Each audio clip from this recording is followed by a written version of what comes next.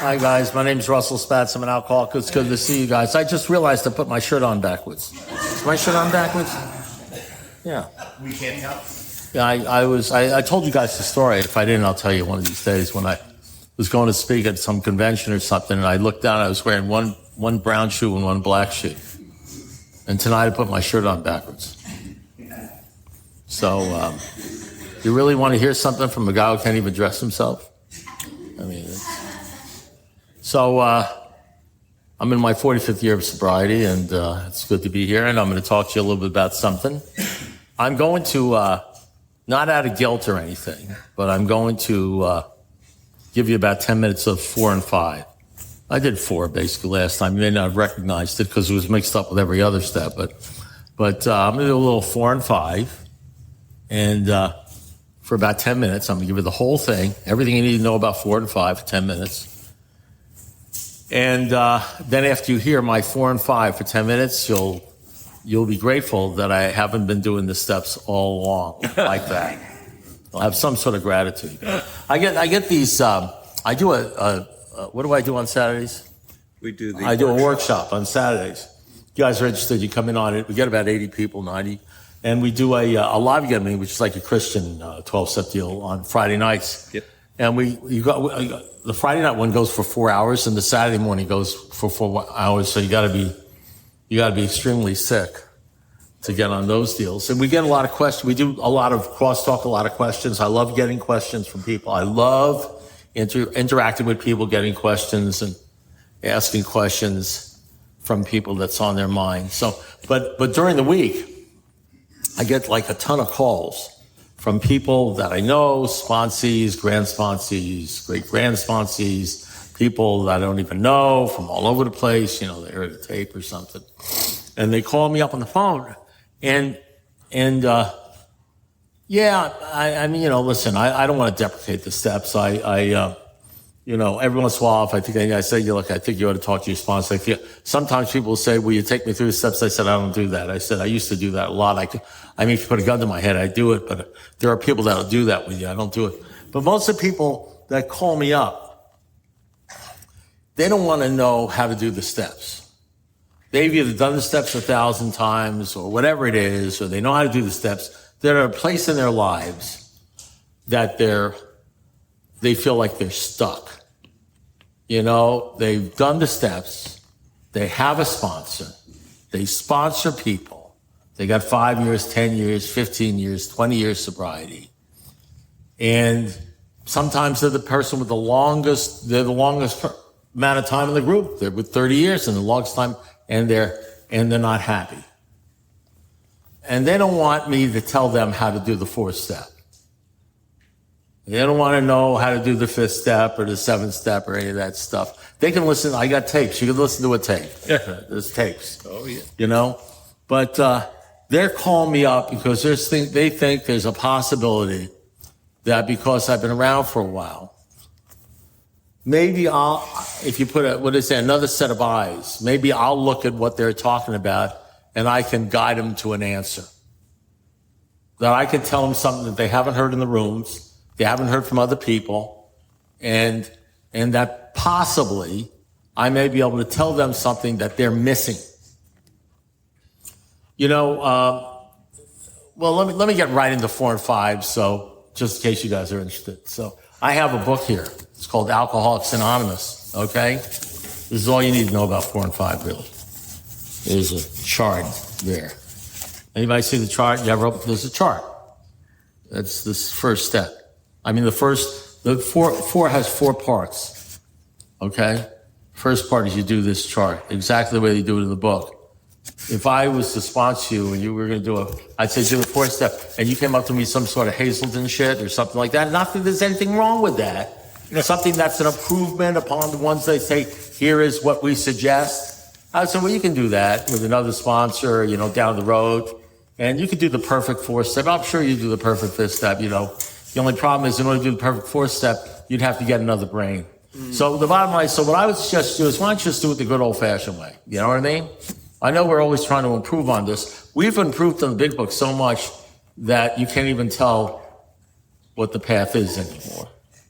So I said, why don't you do this? It's a list of resentments, and next to each resentment, you can do that. I hate this guy because of this. I hate that guy because of that. I hate myself. You do a list, and then you put down why you hate or resent that person. You could do that, right? Can't you? Yeah, that's pretty simple, right? You don't have to read any psychological books. And then after you say, how does this affect me? And then they have a list. You see, here's a list. It says, sex relations, self-esteem, sex relations again, self-esteem, security, self-esteem. And you got the pride, false pride, and then you just draw lines to these. Don't make up any new ones, just, draw lines.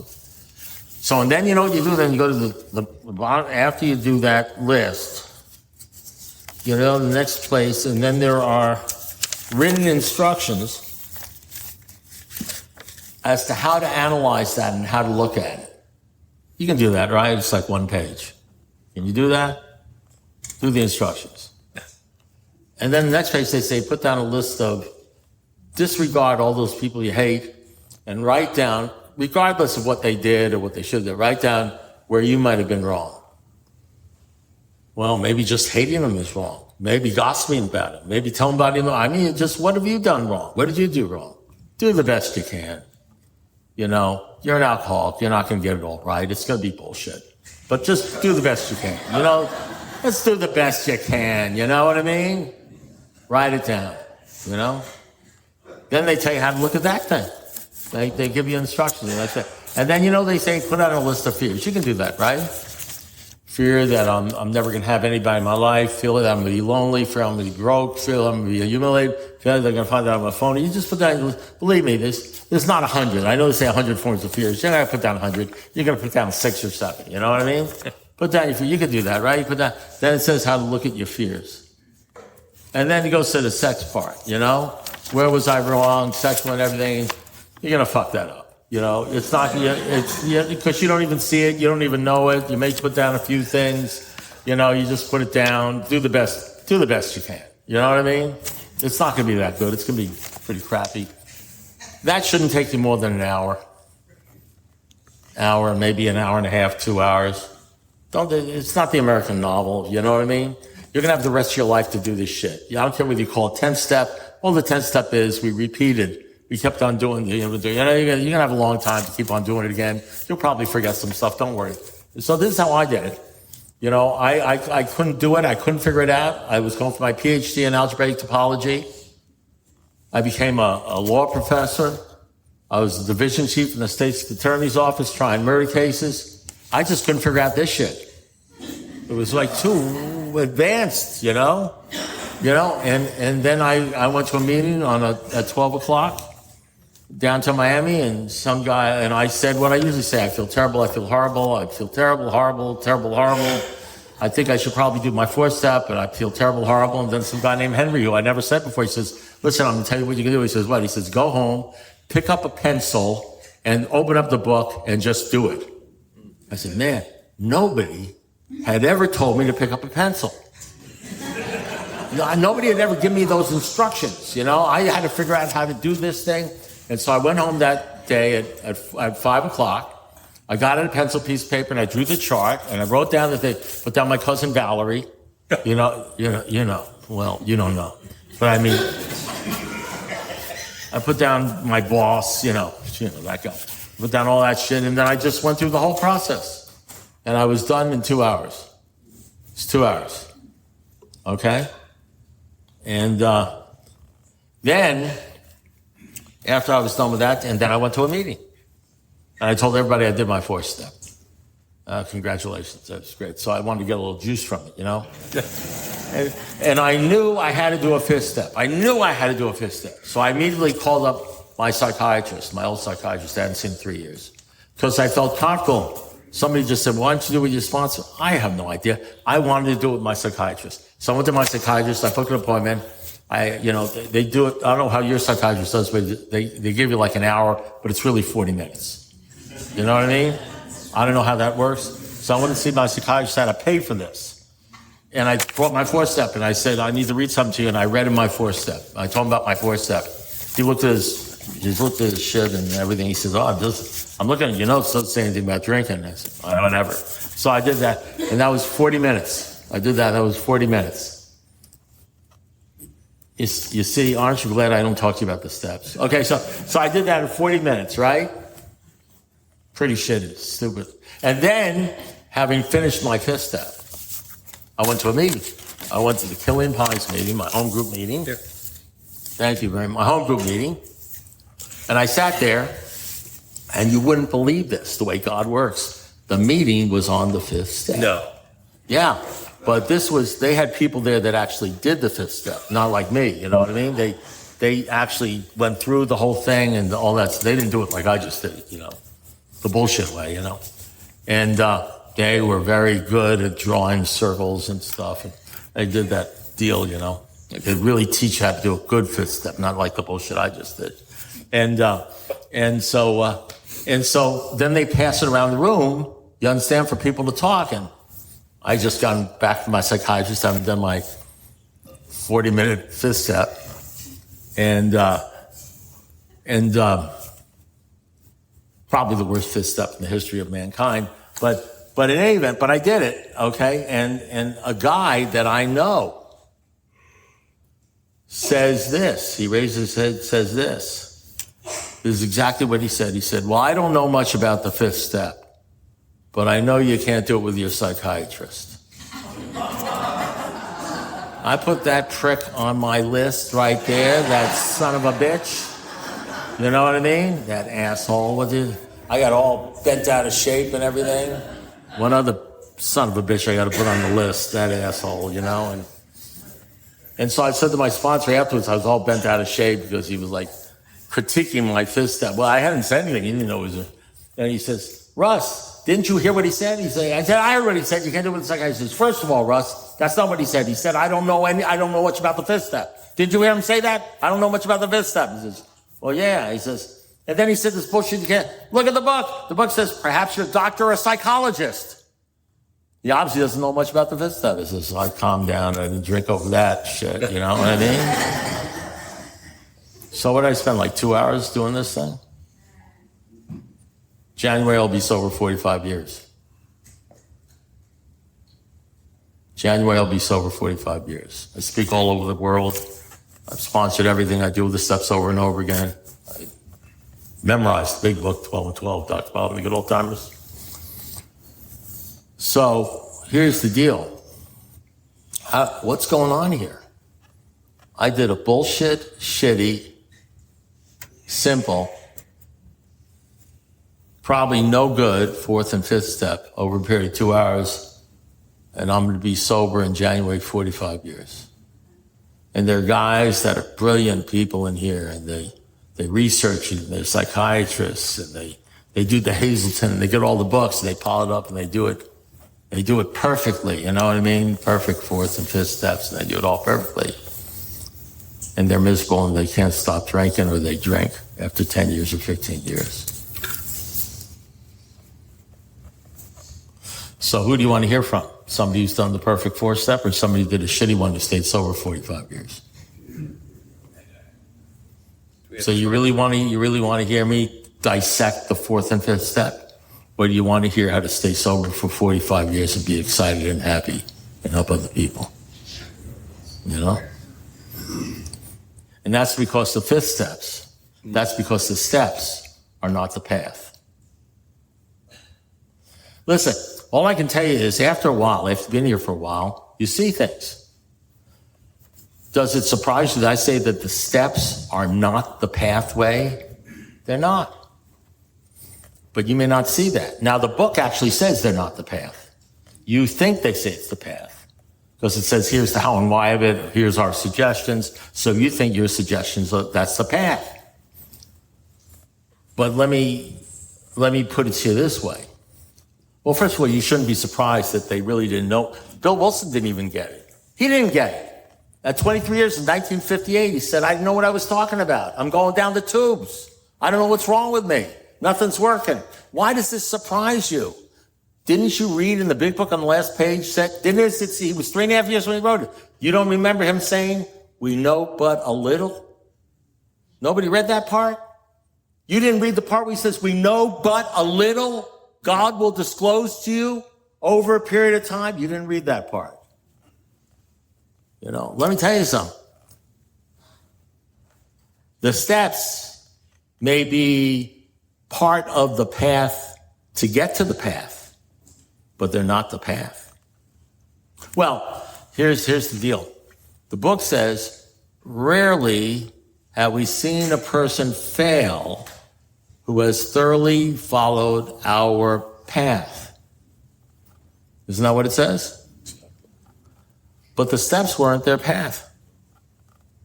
I mean, Bill Wilson could be excused, he only had 3. The steps weren't their path.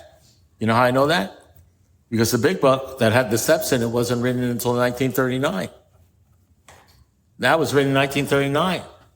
Their path was whatever they were doing between 1935 and 1939. And you have no idea what they were doing between 1935 and 1939 because you haven't studied Dr. Bob and the Good Old Timers. You don't know that you couldn't get into a meeting unless you got down on your knees and gave your life to God. And that only then would they let you in. There was no white chip stuff. You want to go to a meeting, you get down on your knees in front of everybody else in this group and you give your life to God. That was their path. That was their path. The books they found absolutely essential. You know what books they found absolutely essential? 1 Corinthians 13, Sermon on the Mount, and the book of James. You know what the first AA meeting was? Dr. Bob putting his foot on the rung of the dining room chair and reading Matthew 5, 6, and 7, the Sermon on the Mount. That was their path. Their path was Ann Smith doing a Bible study every morning. Meditation and reading the Bible verse every morning. If you went up to Dr. Bob and you said to Dr. Bob, what is this all about? This thing all about? He'd say, what does it say in the Bible? Do you know that Dr. Bob, when he did these steps, when he did what you call the steps or his talk, he would walk up with a Bible under his arm. That was their path. You see, you know how it works, but you know what you don't know? I'll tell you what you don't know. You think you know how it works, but I'll tell you what you don't know. You don't know how it doesn't work. You don't know how it doesn't work. You just think you know how it works. You don't know how it doesn't work. And after you've been here for a while, 5, 10, or 15, 20 years, and all of a sudden you find yourself at 10 or 15 years, and maybe you're the guy with the longest time in the group or the gal with the longest time in the group, and all of a sudden you're in the thick of it. You're almost like where you were when you first came into Alcoholics Anonymous, but it's not about booze. It's about your mind ganging up on you. It's about loneliness. It's about self-pity. It's about the things of this world, the worldly clamors that are finally getting to you because they've been working on you 24/7. And you've been doing the steps, but the steps will keep you sober for a while. They're like Band-Aids. They're like aspirin. They'll get you through a resentment here, something there, but after a while, you know what never stops? The worldly clamors never stop. Remember what Bill Wilson said? He started off gung-ho. In the whole bit, he said, the Lord has been so wonderful to me, curing me of this terrible disease. I got to keep talking about it and telling other people. And as a matter of fact, they coined the deal, what was that thing? The golden text. Golden text. Coined by Bill Dotson. Bill was very, very grateful of his pride. He gave all credit to God, to the Lord. And then you remember what Bill said? He said, but soon worldly clamors, the things of this world, distracted me and blotted out his presence.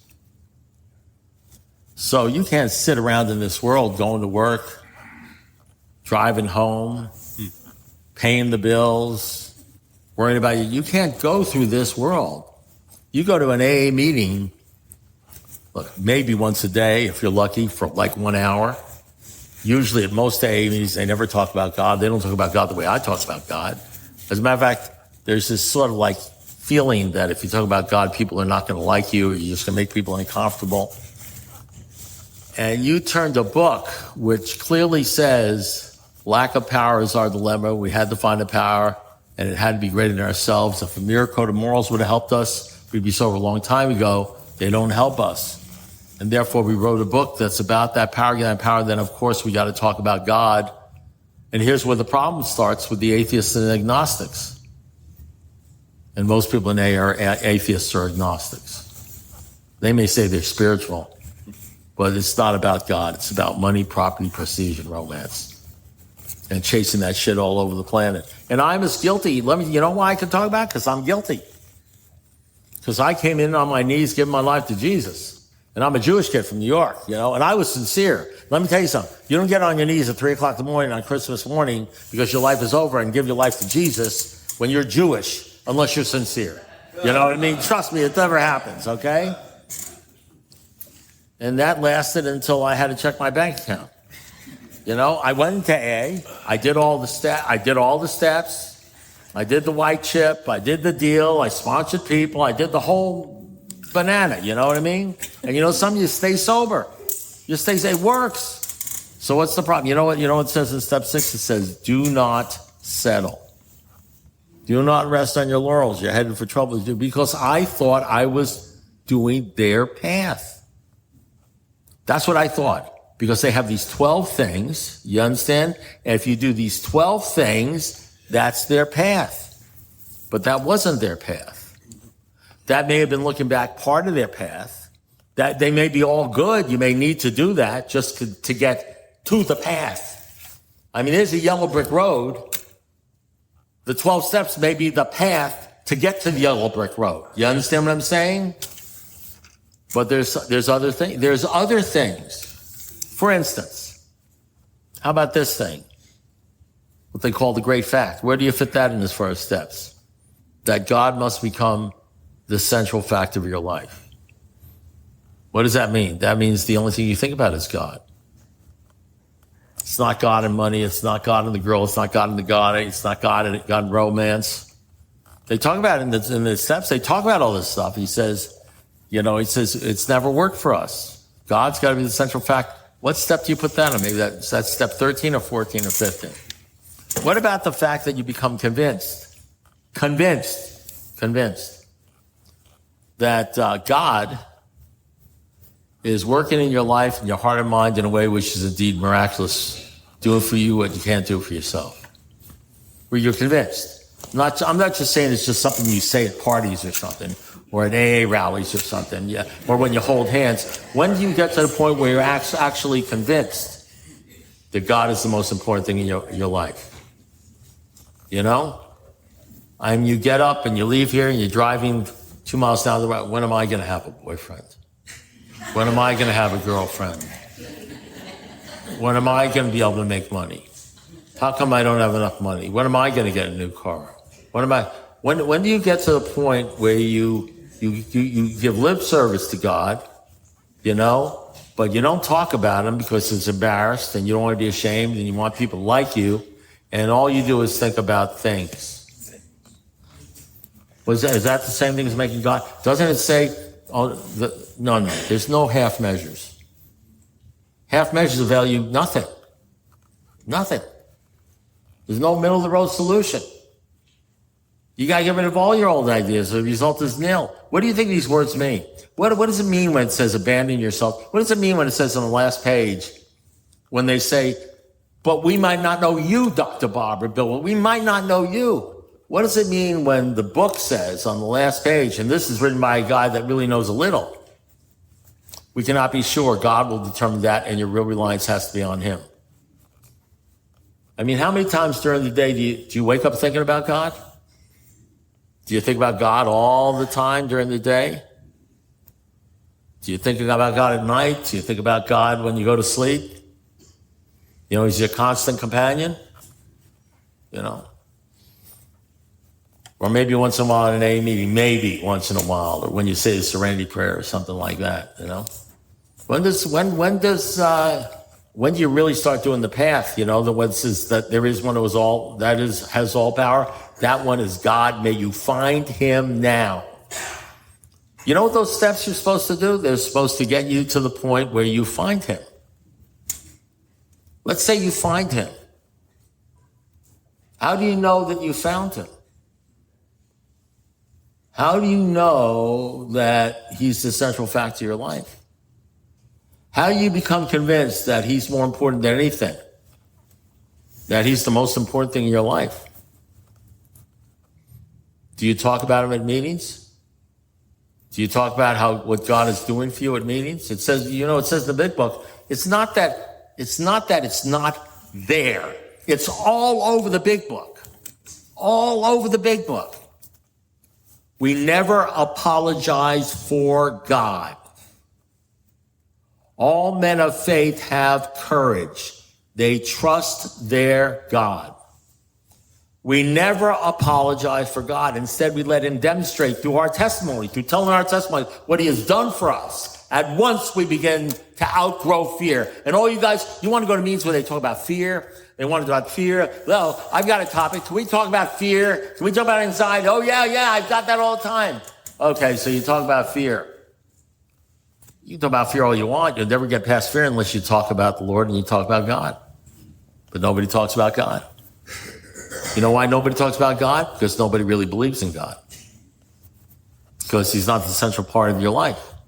Because you're not convinced. What you are convinced about is that you're working the steps. You just have no idea what the steps are supposed to be. The steps are supposed to be those things that bring you into a right relationship with God. You know how I know that? Because right after it says your real reliance has to be in God, he will show you how to create the fellowship you crave. Well, I have a thought about that. I tend to think that if the real reliance is on God and he's going to give you a fellowship you crave, he's going to give you a godly fellowship. A godly fellowship, which is what they had between 1935 and 1939, and it's there today. Today it's there. So in a godly fellowship, there'd probably be less talk about drinking and drugging and screwing up, and probably a lot of talk about God. And here's the strange thing. In a fellowship where there's a lot of talk about God, nobody's drinking. In a fellowship where there's a lot of talk about the problems, everybody ends up drinking. Because they're not talking about the solution. It's just a circle jerk. It's just a bunch of people masturbating, mentally. But staying away from the God thing. You understand what I'm saying? Listen, you got to do that. You got to do this stuff. You got to have the courage to do these things. The Apostle Paul said, I do all things to all men by using any means possible to bring them over to the Lord. You got to do that stuff because the alcoholics are sleepwalking through their lives. You understand? Most alcoholics don't even listen to you. They don't even pay attention. So unless you use the word masturbation or fuck every once in a while, or yell at them or scream at them or do something like that, they don't remember a fucking word you're saying. You understand what I'm saying? That's the only way you wake them the fuck up. You understand? And since I managed to get to that point, that point where it says you lose fear of people, and in fact, since I managed to get there, I'm not saying I'm perfect at it. I do this stuff because I can do it. Because I can do it. I don't worry about it. You go out here and say he's an asshole, I'm going to show you. It doesn't bother me. As a matter of fact, I'm sort of pleased about the fact that I've disturbed you. The fact that I have you out there hating me for weeks on your mind makes me feel good. I kind of feel good about that shit. Because I know you'll either drink. Why'd you drink? Because that Russell guy. I drank. It's his fault. You know what I mean? Or you'll put me down on a list and you'll say, where was I wrong? He's right. And then 8 years from now I'll say, I used to hate you, but now I love you. And go through that crap, and all that stuff, So here's the deal. And say, oh, okay. Great. So here, I'm going to give you, this is a fast 20-minute, thing. What do they call it in jazz? A riff. This is a fast riff. This is like a riff that contains, and this is my truth. Doesn't have to be your truth, but there may be some truth in there. So I'm saying, Bill Wilson, here's the deal. Listen to this. Bill Wilson in 1958, when he was going down the tubes, after trying the LSD, that didn't work and all that sort of stuff. And a lot of people get mad at me because they think I'm putting Bill Wilson down. He wrote about this in an essay that he was going down the tubes. He wants, most people never read his essay. The only reason they read his essay, you know why people read his essay? Because all I do is talk about the essay he wrote to try to explain where he screwed up. He wanted people to know about this. He was still trying to carry the message. He wrote an essay called The Next Frontier, Emotional Sobriety. And in the essay, and I'm not going to read the whole, it's like 4 pages. You ought to read it, You ought to pick it apart and read it and check it out. We talk about it all the time. In the essay, he said, I got a point in my life. He said, where I was going down the tubes. I was depressed. It was like horrible. I didn't know what was wrong. And he said, I noticed that all these old timers, and back then, by the way, old timers were like 20 years. That's when you were like an old timer, so after 20 years, he said, I noticed that the old timers I hang out with are miserable. Miserable. I mean, I'll tell you, I don't know what. I didn't want to work 20 years down in this place in order to be miserable. And if you got time, it gets worse when you're miserable because you can't tell anybody. You can't tell anybody because what are you going to do? You're going to go to your group and everybody's looking at you, everybody's looking at you, and what are you going to say? Listen, I'm suicidal and everything. That's not going to happen. So you got nobody to talk to, So you got all that pride saying, well, I can't tell them that. I can't tell them. You got to try to work it out on your own. You ever try to work out your own fears by yourself? A bad deal. So he said, but I noticed, this is what Bill Wilson says. He says, I noticed that there were some old timers, some people that had found the answer. He hints at what the answer is. I'm not even sure whether Bill Wilson ever found the answer. I know that Bill Wilson had a way he did things, and I know Bob Wilson had a completely different way. There were 2 different programs going on. There was the Bill Wilson program, which was let him know that at least in Manhattan you're cool. He was a New York guy, New York City guy. And then there was the Bob Smith way, who was talking about the Lord, who was a born again Christian. That was the Bob Smith way. And one was in Akron and one was his way. And there were 2 direct. And Bob Smith saw what was going on with Bill Wilson. Just like if you sponsor somebody, you know if you sponsor somebody to get involved in all the worldly stuff and run around trying to make AA to be the biggest thing in the world and awesome, whatever it is. And Bob said this to Bill Wilson. He said the last words he ever said to Bill Wilson, he said, Bill, let's not screw this thing up. Let's keep it simple. Which is Bob's way of saying, look, the only thing that's important is God. Let's keep it simple, buddy. That was Bob Wilson's program of recovery. He never left the 1935 to 1939 program of recovery. Bill Wilson, and they're constantly in AA, reinventing AA to the point where they're fixing it for you. So it'll be more understandable for you. They're fixing it for you so it'll be less confrontational to you. They want to give you an AA that you can do easily, that isn't drastic, that won't offend you. You understand? That way they can get more people in on the basis of we're tolerant. You know what I mean? They're killing you. They're killing you. They're killing you.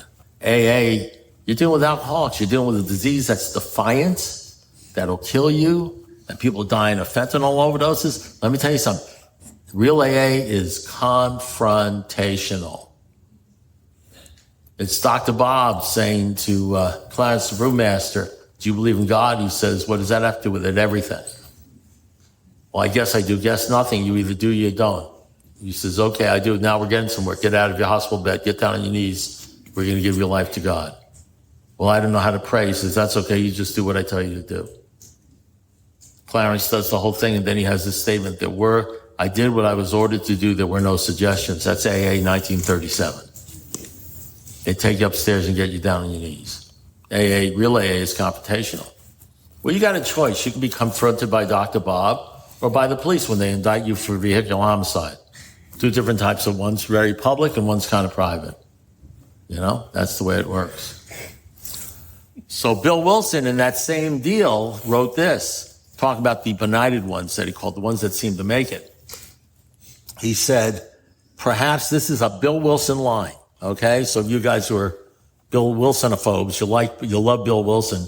He said this: perhaps these people will be the spearhead for the next major development in AA. The next major, you know what the next major development of AA is? You better figure it out. Because it's going to be the difference between whether you have 10 years or 15 years or 20 years. You better figure out what the next major development is. Because you're going to reach a point in your life where your AA is going to work for a certain period of time, and then it's going to have a half-life.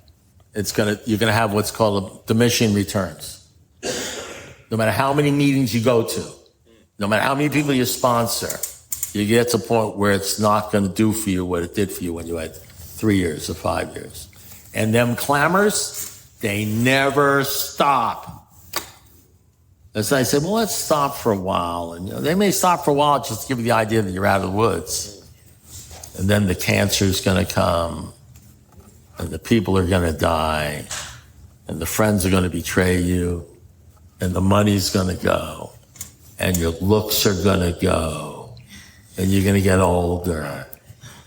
And you know something? And there's going to be some things that just the meeting ain't going to do for you, except maybe an hour of distracting you from your horrible situation. You'll walk out and get in your car, and the misery's going to come back again. And you're going to do what Bill Wilson said. You're going to say, what is wrong with me? I invented this thing. And he ended up looking at the prayer of St. Francis of Assisi. And this is what he says. You got to read this thing. You got to pick this thing up. Called, I have it in all my emails I send out. He said, I knew the answer was there. It was in the St. Francis. He says, I knew the answer was in the prayer, but I didn't know how to I couldn't get it. And what he really meant was the answer was St. Francis, the guy who wrote the prayer. Why can't I be like St. Francis? How do you become like St. Francis? My St. Francis was a guy named John Glenn. That was my St. Francis. Everybody needs a St. Francis. Everybody needs somebody in their lives, could be one or two people, that seems to have something that they don't have. You may have 20 years and you may have everything. You may have people running to you and all sorts of stuff. Everybody needs somebody who has more time, more experiences at a different place. Somebody could say, I want what they have. That's a step too. Sometimes some people think that's the step before the steps. If you want what we have and you're willing to go to any length to get it, then you're ready to take certain steps. You're not even ready to take the steps until you find somebody who has what you want. Well, what happens when you're 20 years sober and you're not happy with your sobriety and you're not drinking, you got all the medallions in your pocket, maybe you drilled a hole in one or gold-plated it and you're hanging it around your neck, and so you're really sober, you really have evolved, you're spiritual, not, that's, you're like a spiritual person with the gold medallion or something like that. Don't hide it. Be proud of it. You know what I mean? Let me tell you something. You're not sober. Nobody's sober because of some medallion. Nobody's sober because of a piece of metal. But there's nothing wrong with it. It's okay. I don't want to. Look, I'm not a bleeding deacon on that shit. Go. It's fun. But the bottom line is that you're going to get to a point where you're going to be befuddled. You're going to be sponsoring people. You're going to be. They lie to you. I don't want to say it's a white lie, because it's a good lie. Why do people drink? Because they stop going to meetings. Well, there's a lot of people that drink because they stop going to meetings. It's true. There's a lot of people that drink that go to meetings. Maybe the question is, why do people stop going to meetings? They stop going to meetings because it gives them no pleasure. It's not helping them. And they're running after the things out there. They stop going to meetings because the disease is taking over again. You ought to ask yourself, why do people stop going to meetings? Well, how come people are drinking that are going to meetings? If you haven't seen people that are drinking that are going to meetings that come back and say, whatever, I had a drink last night or I slipped, there's more to it. So we go in there, we come in here, we think we're doing the path, and we don't even know what the path is. Because what we're doing is remember, what does it say? At some of these we balked. Here's the problem. If you need to do 10, 12, 15 years to 15 things to stay sober, You can't balk at 5 and expect to stay sober. You got to do the whole banana. You got to do the whole thing. And the things we don't do are the things we're uncomfortable doing. We don't do them not because they're not important, but because we don't want to do them. And why should we do them? We're sober. We're not drinking. We're going to meetings. People are patting on the back. We're doing this thing. So we think we're doing the path. And what we're doing is we're doing 60% of the path.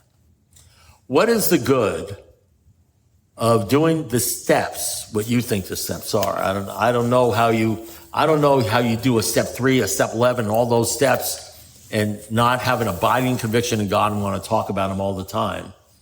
And they're scared. I don't know how you can do the steps and be ashamed of God. I don't know how you can say you've done the steps over and over again and get pissed off when somebody says, the Lord has helped me, because you're pissed off because they use the word Lord. I don't know how you do the steps and get upset when other people are talking about how God is working in their lives. I don't know what kind of program you think you're in. I know what kind of program you think in. You think you're in Alcoholics Anonymous 2025, where God is not necessary, where faith is not necessary. And just because you have a big book under your arm, just because you're sitting in your garage doesn't mean you're a Buick. Just because you have a big book under your arm, just because you got a big book under your arm, you think you actually know what's in that book and what that book stands for. You ought to read Dr. Bob in the good old times, see what they were doing. See what relationship, what they were doing, has anything to do with what's going on in AA today. But I'll tell you, there are many, many people, I got to be honest with you. I get on a meeting like every day with 40, 50 people on the meeting. All they do is talk about God. Nobody's talking about drinking. I'm not saying there isn't one person that may show up once in a while talk about it, but nobody's talking about drinking. I'm talking about newcomers. They come to the meeting, newcomers, people with 32 days, all they do is they get with the swing of it. They become what they seek. They go to a meeting, somehow they get there, everybody's talking about God, everybody's talking about what God's done for them. They got 32 days, they got 64 days, they got 1 year, they got 5 years. They got all that time going to meetings where the only thing that's happening is they're talking about God. I don't know. Apparently, if you talk about faith in God and God will help you in everything, that will actually cure the drinking thing. It'll cure the worry thing. It'll cure all those things. There are thousands of people these days that are getting well, not drinking, have emotional sobriety, going to meetings where they're talking about God, where they're quoting scripture. You guys don't know about it because I'm not saying all of you because I don't know you because you don't know about it. So nobody's told you about it. I had a gal tell me the other day who was, one of the gals who goes to our meeting. She says, I'm never going back to AA again. And we're AA. We're just not your AA. We're 1935 to 39 AA. She said, I'm not going back. I said, what do you mean not going? She says, well, I'm not going back. He says, I love these meetings. These meetings, I go back there. They don't talk about God. Nobody go for a whole hour. They just talk about their problems and don't drink. I said, hey, listen, I said, you come here to get fed. You come here to get fed. This is why you come to these meetings, to get fed, because it feeds you. It feeds your soul. Let me ask you something. You could stay here and get fed and you'll just get fat in these meetings, fat and spiritual, okay? My Lord said, feed the sheep. Who's going to feed the sheep? You know how many people there are in AA that are lost, are absolutely lost, and they don't know they lost. They suspect they're lost because they don't know what you know. And you know why they don't know what you know? Because nobody's there to tell them. So tell me how selfish that is for you to be here and find this and be rocking the fourth dimension of existence, but you don't want to go back there to talk to them about it because you're either scared or selfish or you just want to be comfortable. You come here to get fed. You go there to feed them, to let them know there's another way. There's another path. There's the next major development in AA, where we get back to what they were doing in 1935, the God thing. You understand? That's the deal. Now, once you understand that, and once you get that, and once you get the full picture on that, then you pick up the big book and read it. And you know what you'll read? You'll see God all over that book. The steps take up 1 page. The rest of the book is all about abandoning yourself to God. Job or no job, wife or no wife. Nonsense. You don't need any of this. All you need is to trust in God and clear house. Your job is to be a maximum service to God. The book is all about build yourself a relationship with God. You know, it says, he will show you how to create the fellowship you crave. See to it your relationship with him is right and great events will come. You'll notice in the fellowship of the Spirit. It's all, the whole book is about God. The whole 12 and 12 is about God. And you guys stay on 1 page where they talk about the steps and you do a 4th step and a 5th step. You don't really do a 6th step because if you're doing the 6th step says that's where you separate yourself. That's where the people that are people that rely on God are separated from the people that are just giving it lip service. You know how I know that? First of all, it says this is the step that separates men from boys. And secondly, it says right there in the book, right in the first paragraph, it says men who do the 6th step are trying to grow in the image and likeness of their creator. It's about trying to grow in the image of God. You know? I mean, the whole book is about God. 7th step, all about God. Humbly ask God. Ask God. So, but you know, you think because you write your inventory out and you confess and you go to a meeting and you vent or something like that you're doing their path. It's not their path. It's like 20% of their path. But the truth is you can stay sober for a while so it fools you into thinking that you're doing, and maybe you are doing something. It's good to be sober. It's not bad. Hey, listen, it worked. The same thing happened to me that happened to Bill Wilson. It happened to him at 23 years, happened to me at 10 years. I'm 10 years, I'm sponsoring everything, I'm doing everything. It's a group backward chairman 2 years in a row, you know, doing step series like this and all sorts of stuff where I'm actually talking about the steps and doing that stuff, you know what I mean? And then all of a sudden I found myself, I was lost. What do you do when AA is all you know and you're gung-ho AA and you're lost? Who do you talk to? You know, Ghostbusters? So I went to some guy, he says, you need to go to Bible study where they talk about the Lord. And I explained to him, because I've been well trained in AA, I know how to handle stuff like that. I know how to handle stuff like that. I said, no, you don't understand. I'm spiritual, not religious. He said, well, okay, well then just keep on doing what you're doing. And I couldn't. And next week I wound up in a Bible study. You know, hey, don't we stand at the turning point? Has anybody heard the words, we stood at the turning point? Okay. You know something? You know what happens to people who stand at the turning point? They drink. There's no virtue in standing at the turning point unless you turn. You gotta turn. You understand what I'm saying? Sitting there on the fence. You know? It's like a game of tennis between the Lord and Satan. Satan's on one side, the Lord's on the other side, and you're sitting on the net. Yeah. You know what I mean? You don't want to make a move one way or the other and say, well, I'm okay. I'm sitting on the net. And then Satan comes up to you and says, yeah, but I own the net. Net is mine. You know? You either make a decision with God is everything or he's nothing. What's your decision going to be? You know, I'll tell you something. If you're pissed off at somebody talking about God and talking about making a decision for God and talk about God, then you know what that means? That means you just haven't made a decision yet. You're still one of the little boy. You haven't made a decision. That's all it means to me. You know? It's a simple. And so, you know, I made a decision. I went to the Bible study. Hung around 40 guys. And all they did was talk about God. And I wanted what they had. And I met a guy there who had 35 years sobriety. That was my John Glenn. That was my St. Francis. I met this guy. This guy was phenomenal. Had 35 years. Was a preacher in the jail system in Detroit. I know and I followed him for 30 years. I followed him for 30 years and then he died. When I had 35 years, he died. Passed away. But by that time, he had gotten me to the point where I was no longer guessing about God or anything like that. I knew exactly who I was and what I was and who he was, and that was the deal. You know, you got to find your John Glenn.